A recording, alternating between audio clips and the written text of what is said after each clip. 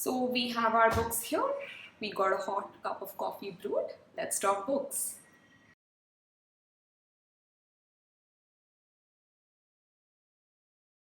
Hi guys, welcome back to my channel. I'm back with another book video, and for today's video I have a totally unplanned and spontaneous book haul to shoot for you guys. So I woke up this one Sunday morning only to realize that there was a mobile bookstore called Pustakwale that had set up a stall downstairs. So I thought, why not go downstairs and check it out, and on a whim I ended up buying like 7 books. So I thought, why not make this into a book haul video for you guys. So these are the 7 books that I ended up buying that day, and I'm going to talk to you guys about each and every one of them. Also, before I get into the haul, a big shout out to Pustakwale. They're a small startup, they're a Pune based company started by a couple, and they set up mobile bookstores. They go from one housing society to another every weekend. So if you're staying in Pune and you love reading, definitely do check them out. This video is not sponsored. I'm just giving them a shout out because I think they are a great idea, a really great concept. So we have our books here. We got a hot cup of coffee brewed. Let's talk books. Okay, so the first book, in fact the first 2 books are by Haruki Murakami, the celebrated Japanese author. So for a really long time, a lot of my friends have recommended me to read his books, and they've told me that, you will love his books, but somehow I never ended up reading any of his books. So these 2 are going to be my first from his works, and they are The Elephant Vanishes and Men Without Women. So the first one is Men Without Women. This book has 7 short stories, and each story has a man as a central character who's alone in his life, who's without a woman in his life. So the name Men Without Women. A cosmetic surgeon is faced with love and its imperfections for the first time. A veteran actor finds himself beholden to his female chauffeur. A recently divorced salesman opens a jazz bar as memories of an ex-lover riff and swell. This is actually the first book out of the lot that I started reading, and as you can see, I'm already on the second or the third story. And so far, I'm really enjoying his writing style. The second one is The Elephant Vanishes. This is another book which has short stories.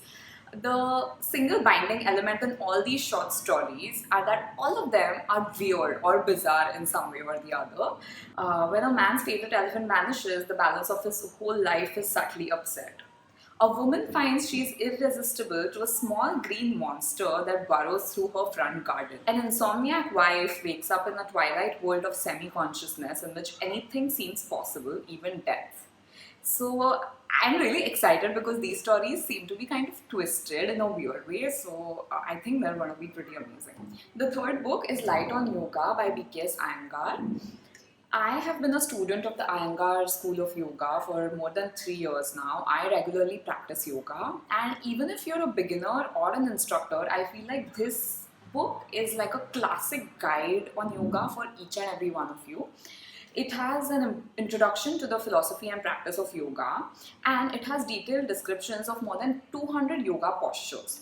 So I'm just going to flip through the book, and if you can see, they've actually given photographs and a detailed method to get every yoga posture right. So you can actually compare yourself to these asanas given in the pictures over here to see if you're doing a good job or not. And apart from just the physical asanas, the book also talks about pranayama, meditation, and basically all the aspects of yoga.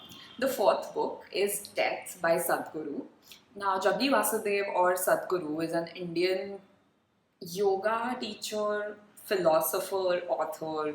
He does a lot of things, and he has a very refreshing take on philosophy, on life in general.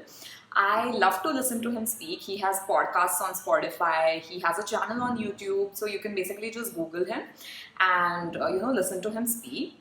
I've also read his book called Inner Engineering, and it happens to be one of my favorite books ever. So I highly recommend you give that a read as well. And I have recently picked up Death: An Inside Story. So I feel like death is a topic that all of us are really uncomfortable to speak about, and It's kind of a taboo in many cultures to actually speak out loud about death. Conversations about death are a taboo in most societies in the world. But what if we have got this completely wrong? What if death is not the catastrophe it is made out to be, but an essential aspect of life, rife with spiritual possibilities for transcendence? For the first time, someone is saying just that. I feel like writing a book on death and actually naming it death in itself is a very gutsy move, because it makes us all very uncomfortable to discuss this topic. So I'm really interested in seeing what goes into this book, and I will most definitely shoot a book review as well once I'm done reading this. The next two books are 1984 and Animal Farm by George Orwell. George Orwell is another highly celebrated author, and somehow I never ended up reading any of his books.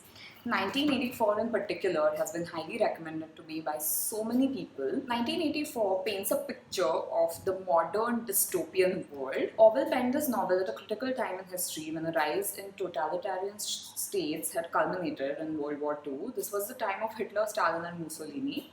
It was also the dawn of post-atomic age, a time when countries had only just come to realize the terrible and annihilating potential of the human mind. It was this socio-political climb that became the breeding ground for 1984. More than 60 years since it was published, 1984 still remains one of the most hauntingly terrifying portrayals of the future of mankind.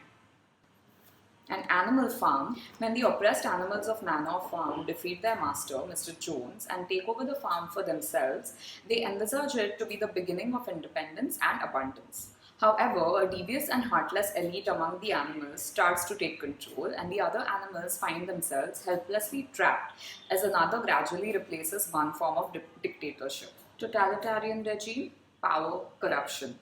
I don't really think I need to say much about these books. I'm just going to get straight into it and start reading these. And last but definitely not the least is 21 Lessons for the 21st Century by my absolute favorite author, Yuval Noah Harari. Sapiens and Homo Deus are two of my all-time favorite books, and I don't think I will ever miss out on any of his books. We tamed nature to give us power. We created myths to unite our species. We're now redesigning life to fulfill our wildest dreams.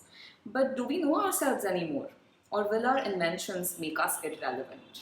His books always end up posing questions that will make you question everything about life, that will push you on the edge of an existential crisis. But trust me, you will enjoy them.